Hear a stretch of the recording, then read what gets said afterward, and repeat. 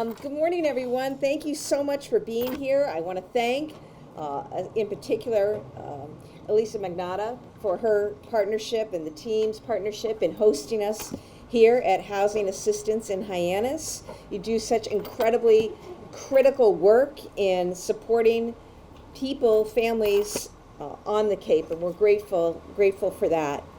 Today we're here very excited to announce the Commonwealth of Massachusetts' capital investment plan for fiscal years 2024 to 2028, which includes an elevated focus and new investment in affordable housing. This is a big deal.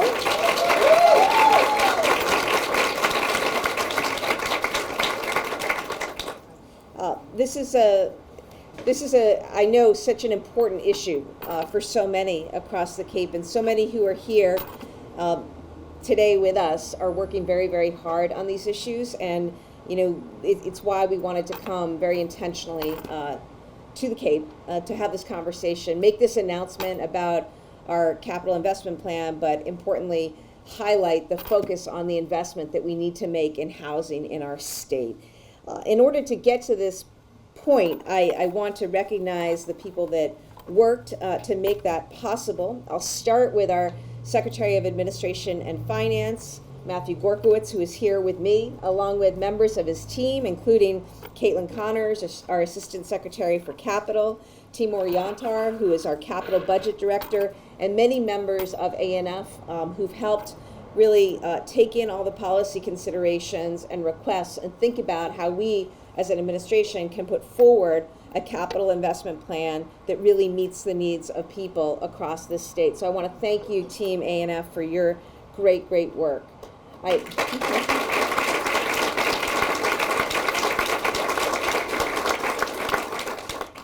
I also want to thank our new secretary, our Secretary of Housing and Livable Communities, Ed Augustus, who you'll hear from shortly, and his team. We're very excited about his position, which is really something that the Lieutenant Governor, who sends her regards and is no stranger to the Cape and Islands, we were very intentional about wanting to create this new secretariat so that we would have somebody who had a team singularly focused on driving housing production around this state at all levels, across all realms, using existing and new and innovative approaches to incenting and supporting the kind of development and rehabilitation and preservation that we need to house folks here. We also, of course, are grateful to our partners from the legislature.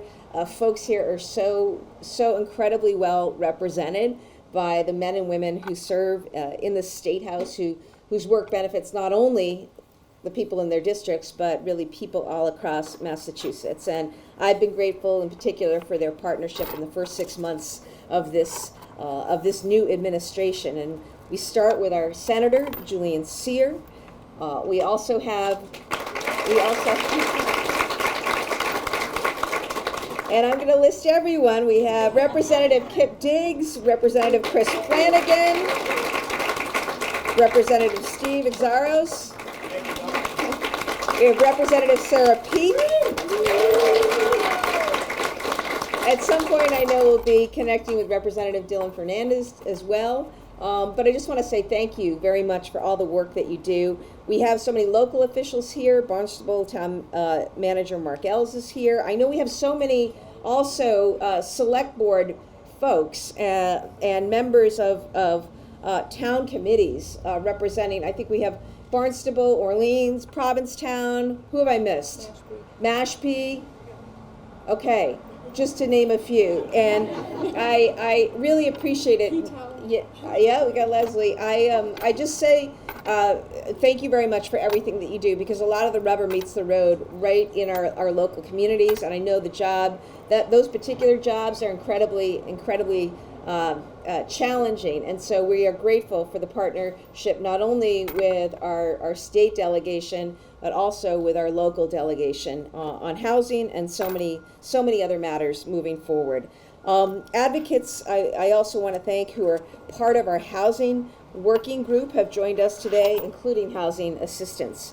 So I'm going to have a lot to say about housing in just a moment, but let me just start by outlining this capital investment plan, which we will be filing, colleagues in the legislature, shortly. But just a preview, it's a 5-year, $14 billion investment, and it focuses on a few things. One, meeting the climate challenge facing our communities, creating good jobs through statewide economic development, helping people live, more people live affordably, helping them work and live and raise families in our state. There's specifically $840 million for modern climate resilient state college and university campuses, a $421 million upgrade to IT, which is actually really, really important in terms of our ability to effectively, deliver service that's going to upgrade other things in addition to electronic health records management for HHS, upgrades to our Executive Office of Public Safety and Security to make sure we are better connected, our data systems. We know how important that is in an age of cybersecurity threats. Funding to develop a modern integrated data storage system for our education department, and $10 million to launch what we call a digital roadmap, which will ultimately be there to provide a better user, an actual people experience intersecting with anything online with state government, right? So that's going to be something we're really interested in. Each of every one of these investments is focused on strengthening opportunity, quality of life, and equity in our state. Now, when it comes to housing, I think we're really taking things to a new level, which is only right because our needs have never been greater.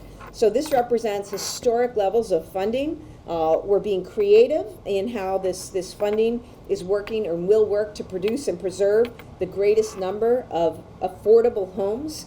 In our operating budget, which is separate from this capital investment plan, we have proposed already significant relief measures for both renters and seniors and expanded help for first-time home buyers. We are proposing investment in $800 million in federal ARPA funds into housing access and affordable housing production. Our capital plan invests over $1.5 billion over 5 years to help finance the construction of new affordable homes all across the state, $1.5 billion. We also are creating a new program called Housing Works. This is important. This is new today.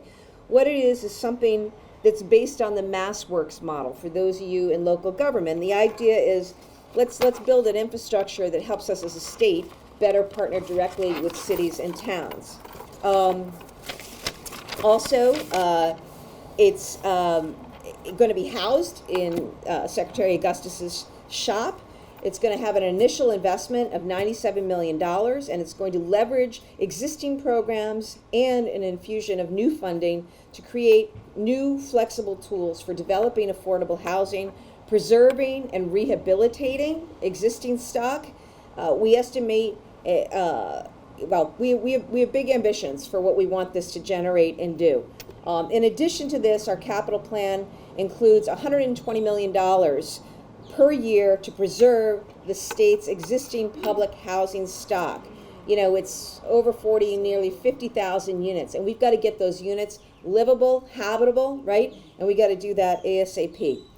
The bottom line, though, is that the housing shortage, we know, affects our ability to grow and to thrive as a state. I don't want to see people leaving Massachusetts because they can't afford to live here. I want them being...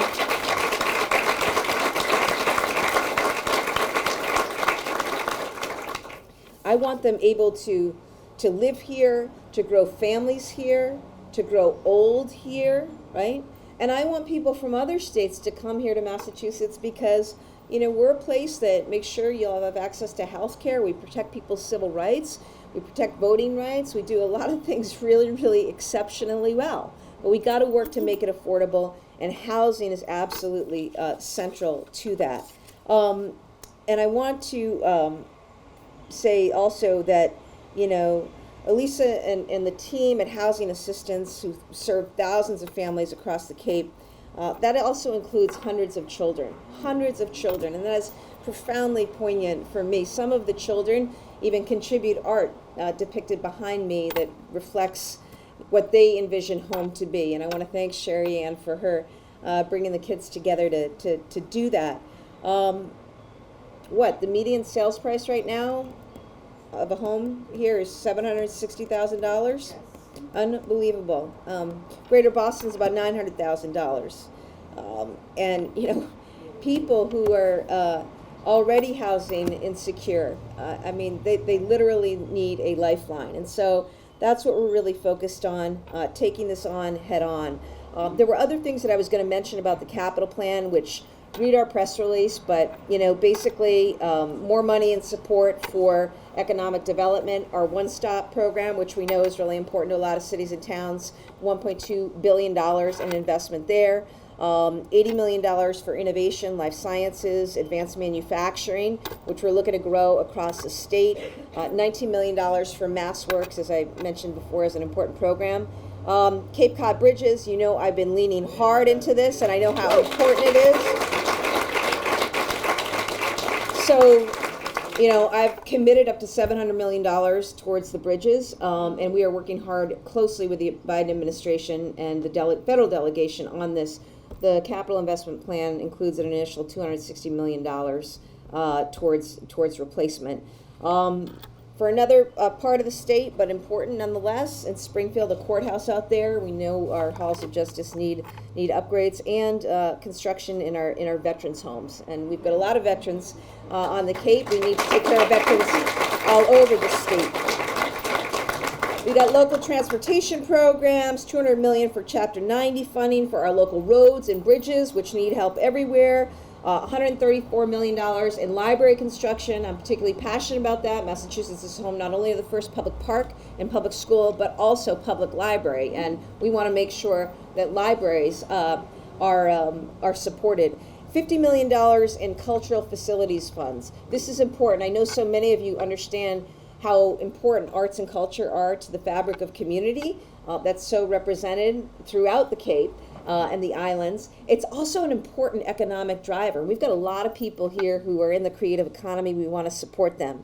So those are just some other highlights, but let me turn now to Secretary Ed Augustus, who I'm just so happy to have on the team, and he has rolled up his sleeves and has dug right in, and is working with all of you, leading the charge on housing production in our state. Ed. Thank you.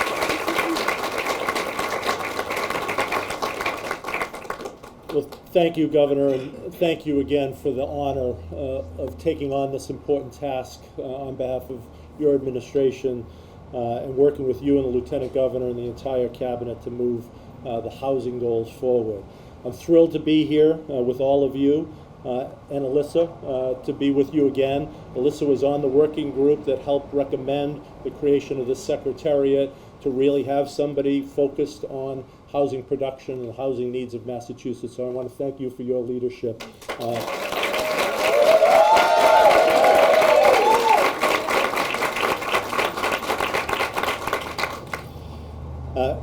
I'm thrilled really to be here today to talk about the important investments in housing today's announcement represents.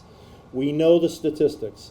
There are fewer homes available for sale today than practically ever before. The year-round rental market on the Cape is completely frozen. This capital investment plan is an opportunity to match our words with action. And as the Governor has already highlighted, housing is at the top of the list. It's clear we need more tools in our toolbox to spur housing development, and I'm thrilled that within the New Housing Works program, we include $25 million additional dollars of new funding to support housing infrastructure. This additional funding will augment the amazing work that's already been done by the MassWorks program. I can tell you, as City Manager of Worcester, I used the MassWorks program multiple times to create housing development as well as commercial and job creation projects within the city of Worcester. Throughout the Commonwealth, we know that there are countless opportunities where public infrastructure improvements can unlock new housing, and we're eager to proactively partner with cities and towns to capitalize on that potential. I literally was meeting yesterday with a developer who had a 400-unit project, And the one thing that we're asking for from the Commonwealth is public infrastructure improvements to unlock those 400 units. And we now have a new tool in the toolbox to do that. The new Executive Office of Housing and Livable Communities is going to be focused on getting more projects in more communities to a resounding yes on housing production. We're going to do this by continuing to invest in resources to fund affordable housing, transform more state-owned parcels into housing, invest in technical assistance so our communities can get the help they need to make housing a priority at the local level, and leverage our existing housing assets. The capital plan overall includes, as the governor mentioned, $120 million to invest in our critical state-owned public housing, and $90 million to help us rehabilitate existing affordable housing and address distressed properties in our gateway cities and beyond.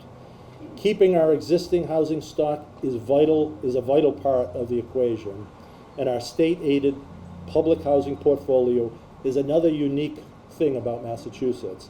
We are the only state with such a robust portfolio, and our team understands both the importance of this housing for our lowest income neighbors and many vulnerable seniors, but it's also an opportunity for us to further use the extensive footprint to grow our housing portfolio.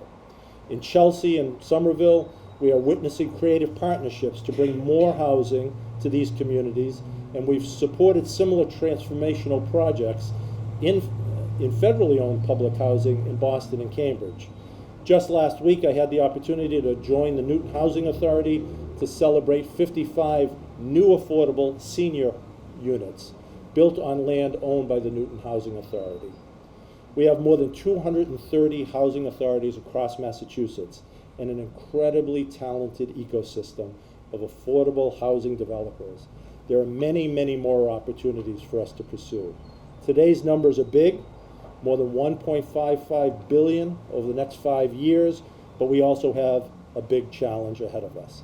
I want to thank the governor and the lieutenant governor, Secretary Gorkowitz and his team, and everybody who put this great capital investment plan together and giving us additional tools to get the job done on the housing front. Thank you.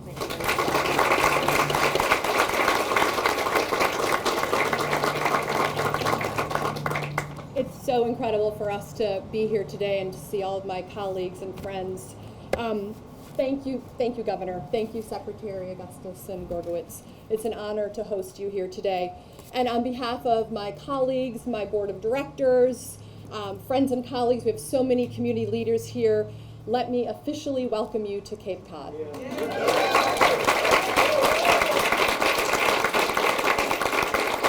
One of my colleagues who's worked here for over 20 years says, I think this is the first time we've hosted a governor. So this is a really big deal for us. And how awesome it is that you chose Cape Cod for this historic announcement, because no one knows the intersection of climate and housing better than us here in this region. We know firsthand that housing projects are not possible without financial support from our towns and our government partners. From our experience, there are 3 building blocks to get successful housing across the finish line, and that's courage, cash, and community. Let's face it, nobody starts a complex construction project without a little bit of hubris and courage, right? Right? We know that the financial risk is huge and the opposition here is plenty. And so it's a long haul and a long battle. But we need the cash investments. We need the investors to make the numbers work, because housing here is especially complex and especially expensive.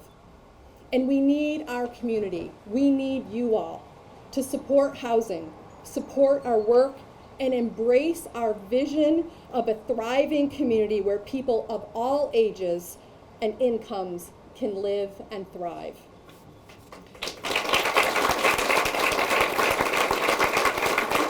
I say to anyone who will listen, and it bears repeating today, that the Cape and Islands are the canary in the coal mine. The rest of the state should take notice that what's happening here can happen anywhere, right? We need more housing inventory, and we need to diversify our housing stock. The Cape's GDP is declining. The cost of goods and services is escalating. Households making $100,000 a year have to leave our region because they cannot find suitable, attainable housing. And right now, to the governor's point, in order to buy a house here, you have to be making over $200,000 a year. That's crazy. Our zoning and our lack of wastewater infrastructure render new apartments dead on arrival. I know we can do better. And I stand here before you, before a display of drawings drawn by 100 Cape Cod children who show us what home really means. We see representations ranging from the literal to the figurative. Some illustrate their floor plans, very cute, that's probably what I would have done, right? Here's my bedroom, here's my bed, here's my desk, right? To the interpretations of what a home feels like, the feeling of home.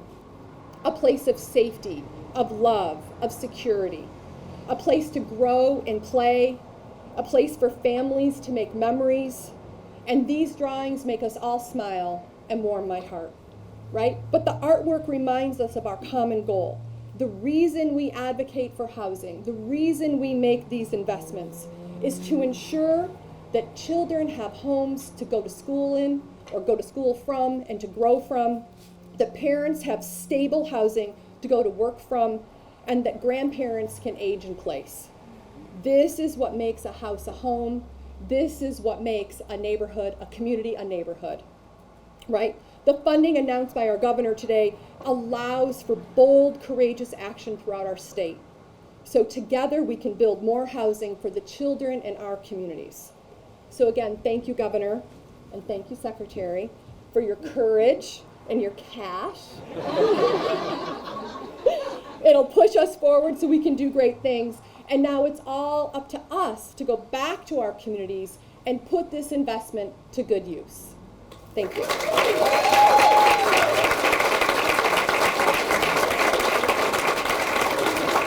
Great. Thank you so much. Thank you so much, Lisa, for your work and also for your work helping co-chair our housing working group following the election, during the transition, so that we could be ready to roll with the things that we really wanted to implement. And I just want to close out by, I know we're going to take a tour and I want a chance to talk to some more folks, but I really want you to know, and I think you know this from the Lieutenant Governor who has been to the Cape several times. We appreciate that the Cape and the islands, I'm going to hop over to one a little bit later to talk about housing, food insecurity, right? You know, Cape and Islands, as tough as things are around the state, I know they're even tougher on the Cape. And, you know, I know the number of people who are crossing the Sagamore and Bourne Bridge every day to come here because they can't afford to live here, even though they work here. And I know a lot of people who, you know, grew up as kids on the Cape who can't afford to be here. And I know what that means, you know, when you think about looking after aging parents, when you think about, you know, trying to build a career, to build a family, and not have the support right around you of extended family. You know, I think about our businesses right now. I visited many over the last year here on the Cape that are really suffering because of lack of workforce. And I'm just here today to say that our team, this administration, sees you, hears you, understands the problem. It is hard. It is complex. But, you know, that's why we're really leaning into and asking for true partnership. We're going to have to do things differently. We're going to have to do things differently. And every community in this state needs to step up and see that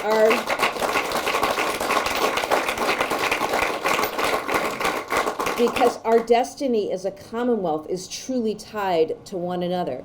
And it doesn't get more fundamental than making sure that people have safe housing, that they're actually housed, that they actually have a home.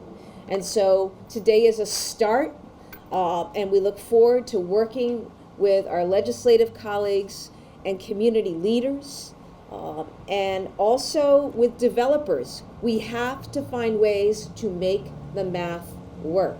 We have to make it easier, and we have to make sure that we are growing housing just in exponential ways around this state. I think we can do it, but it really takes a kind of, a mentality that this is something we're going to do and get after. And, there were times in our country's history where we came together and we got after it. I mean, you think about, so many things, whether it was the Marshall Plan or the Works Progress Administration, or, think about what we've been able to do when people rode in the same direction. And that's what I'm calling on people to do across the Commonwealth, and it starts with housing. Thank you so much.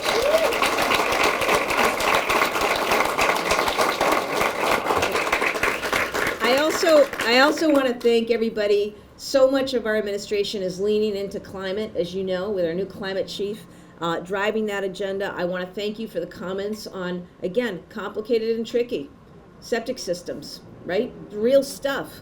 But, I appreciate the input, and we'll continue to work forward in ways that are going to make for safer, healthier, affordable, paths forward. So thank you for your continued engagement with our team across a number of fronts. Thanks.